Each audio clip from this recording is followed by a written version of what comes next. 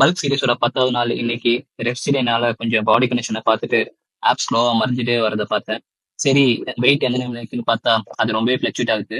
விடிய கால சூரிய வெளிச்சம் உடம்புக்கு நல்லதுன்னு சொன்னாங்க. சரி, அதனால 10 மணி வெயில உட்காந்து டீ குடிச்சு முடிச்சுட்டு ஃபர்ஸ்ட் மீலை ரெடி பண்றதுக்கு ஓட்ஸ் எடுத்துட்டு வந்து அதுல கொஞ்சமா வே புரோட்டீன், துளியோண்டு கிரேட்டின், கொஞ்சம் வாழைப்பழம் மிக்ஸ் பண்ணிட்டு முட்டையோட என்னோட மீலை சாப்பிட்டு முடிச்சிட்டேன். அதுக்கு மேல ஒரு மீன் எண்ணெயை வாயில போட்டுட்டு தண்ணியை குடிக்கிறேன்ற பேர்ல கீழே கொட்டிட்டேன்.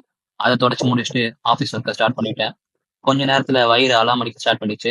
சரின்னு சோறு சிக்கன் எல்லாம் அளந்து இப்படி கொண்டு வந்து என்னோட மதிய சாப்பாடை பொறுமையா சாப்பிட்டு முடிச்சுட்டு திரும்பவும் ஆஃபீஸ் ஒர்க்கு கண்டினியூ பண்ண ஸ்டார்ட் பண்ணிட்டேன். இன்னைக்கு ஹெவி ஒர்க்கு வேற. ரொம்ப நேரமா ஒரே இடத்துல உட்காந்துட்டு இருந்தேன்ட்டு என் வாட்ச் என்ன எந்த கிளம்புடா அப்படின்னு சொல்லிடுச்சு. சரி, நானும் மூஞ்சி தொடச்சிட்டு தொக்காவை போட்டுட்டு இன்னைக்கு டெஸ்ட் முடிக்கலான்ட்டு வெளியே வாக்கிங் கிளம்பிட்டேன்.